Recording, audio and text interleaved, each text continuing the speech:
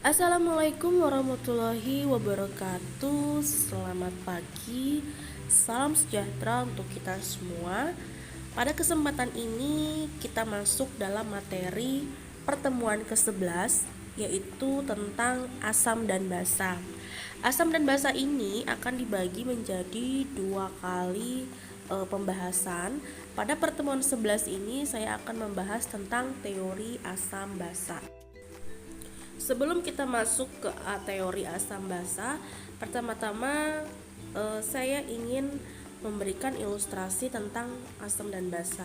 Jika kamu mendengar kata asam basa, apa yang akan timbul di benak kamu?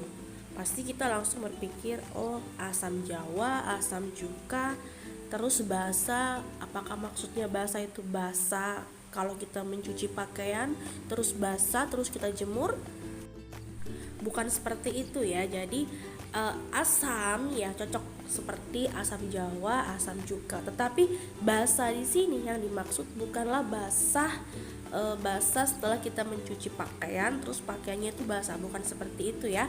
Nanti apa yang dimaksud dengan basah kita akan lihat pada penjelasan selanjutnya. Pada awalnya, cara kita membedakan yang mana asam, yang mana basa, biasa itu kita mencobanya dengan melalui rasa. Kalau asam pasti memiliki rasa yang masam seperti namanya. Nah, kalau basa cirinya dia memiliki rasa yang pahit. Awal mulanya untuk mencoba yang mana asam, yang mana basa itu seperti itu. Tetapi cara ini sudah tidak dipakai lagi. Kenapa? Karena senyawa asam dan senyawa basa itu memiliki tingkat korosif, karsinogenik, terus memiliki sifat toksik yang cukup berbahaya, sehingga sangat tidak cocok jika dilakukan pengujian asam dan basa dengan cara merasakan rasanya. Cara pengujiannya sekarang ini menggunakan 3 metode yang umum digunakan, yaitu dengan menggunakan kertas lakmus, kertas pH, dan pH meter.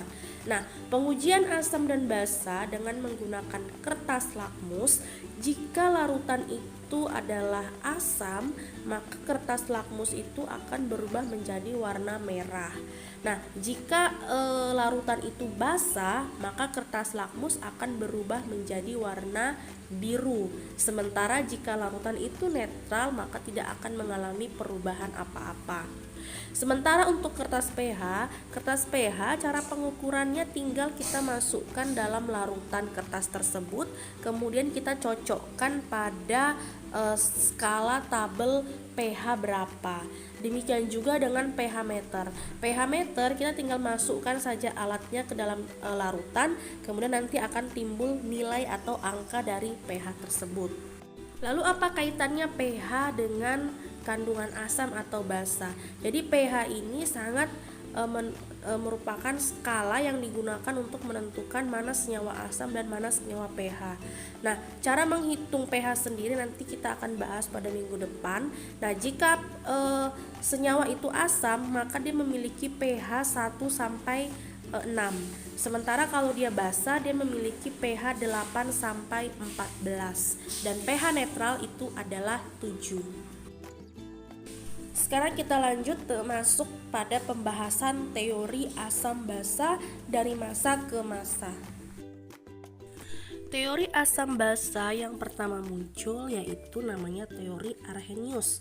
Teori Arrhenius ini sendiri dikemukakan oleh ilmuwan yang bernama Svante August Arrhenius pada tahun 1884.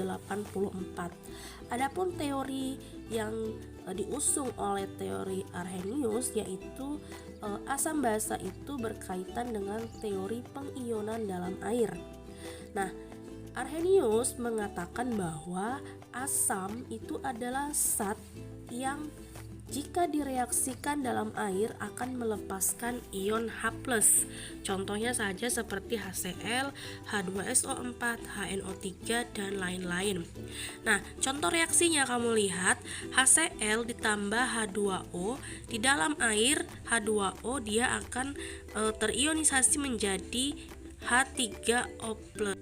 H3O+ dan Cl-.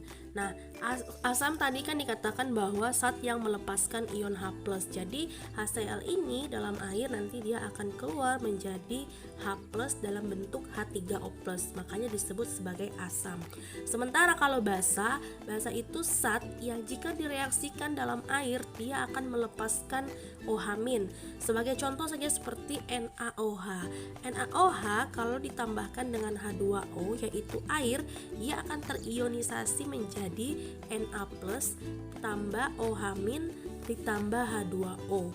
Nah, jadi menurut Arrhenius bahwa senyawa-senyawa yang jika direaksikan dalam air akan terionisasi menjadi H+ itu disebut dengan asam, sementara kalau dia terionisasi menjadi OH- itu disebut sebagai basa. Teori Bronsted-Lowry ini dikemukakan oleh dua ilmuwan secara bersamaan pada tahun 1923. Nah, teori Bronsted-Lowry menyatakan bahwa asam itu adalah senyawa yang memberikan proton. Proton ini adalah H+, sementara basa itu adalah penerima proton atau H+ dari asam. Sebagai contoh misalnya asam yaitu HCl. HCl ini memberikan H-nya kepada H2O sehingga akan menjadi Cl plus H3O+. Ini K ini maksudnya Cl ya, salah tulis. Nah, HCl yang memberikan hanya kepada H2O sehingga H2O menjadi H3O, maka HCl ini disebut sebagai asam. Sementara H2O yang menerima H+ dari HCl itu disebut sebagai basa. Demikian juga dengan contoh NH3 ditambah H2O. Nanti dia akan menjadi NH4+ plus OH-. Nah, H2O, H ini memberikan hanya kepada NH3 sehingga NH3 menjadi NH4, H2O tinggal OH-.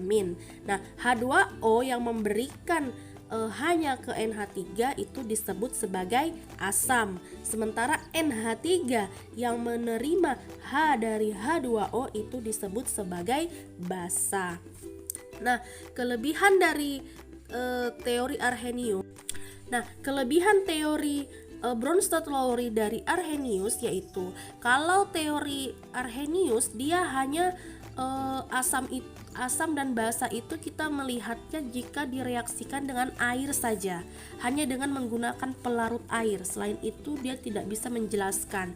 Sementara kalau di Bronsted-Lowry dia itu dapat terjadi pada fase gas, cair, larutan dan dapat dilakukan dengan pelarut selain air.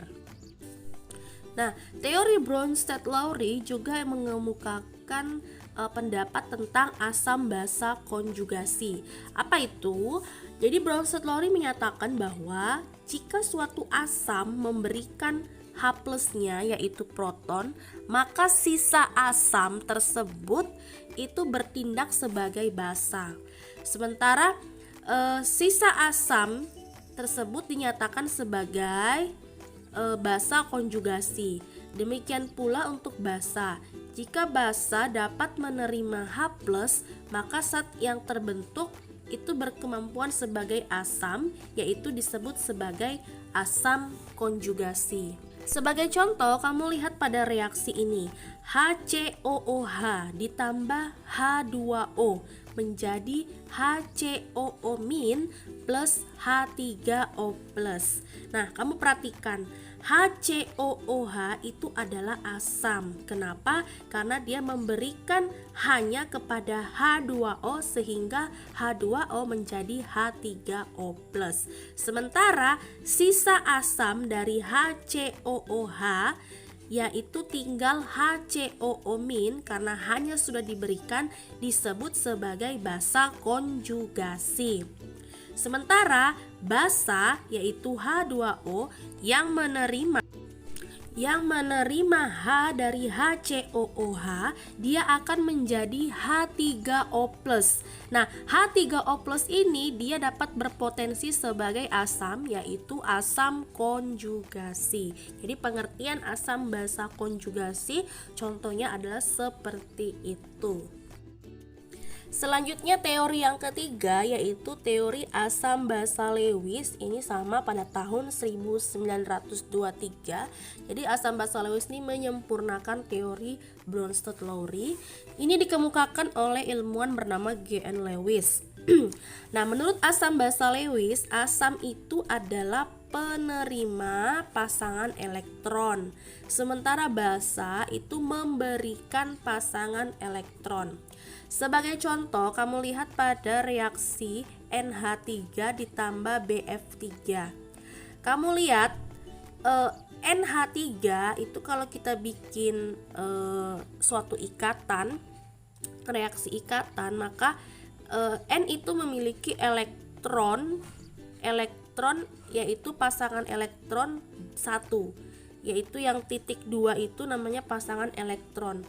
Nah, N yang memiliki pasangan elektron bebas ini memberikan pasangan elektronnya itu ke B, sehingga dia membentuk ikatan. Ikatan apa? Ini disebut sebagai ikatan kovalen koordinasi. Tentu sudah kamu pelajari pada pertemuan awal tentang ikatan kimia. Nah, N yang punya pasangan elektron itu artinya 2, yaitu titik 2 itu namanya pasangan elektron. Nah, N yang memberikan pasangan elektron itu disebut sebagai basa. Sementara BF3 yang menerima pasangan elektron dari N itu disebut sebagai asam, karena asam itu kan menerima pasangan elektron. Jadi menurut asam basa Lewis, asam itu adalah penerima pasangan elektron, sementara basa itu adalah yang memberikan pasangan elektron. Nah, apa kelebihan teori asam basa Lewis? Kelebihannya adalah dia dapat menjelaskan reaksi asam basa lain dalam fase padat, gas, dan pelarut selain air yang tidak melibatkan transfer proton. Karena kan Bronsted-Lowry dia menyatakan bahwa asam basa itu penerima atau memberikan proton, sementara tidak semua senyawa itu punya H. Seperti saja BF3. BF3 kan tidak ada H sama sekali di situ, tidak ada proton.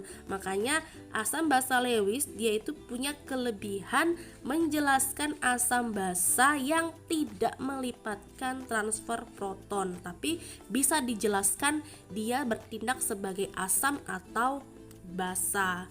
Seperti itu ya. Itulah ketiga teori yang penting dalam konsep asam basa. Nah, teori asam basa Lewis ini masih dipakai sampai sekarang. Belum ada penemuan lebih lanjut tentang teori asam basa yang terbaru.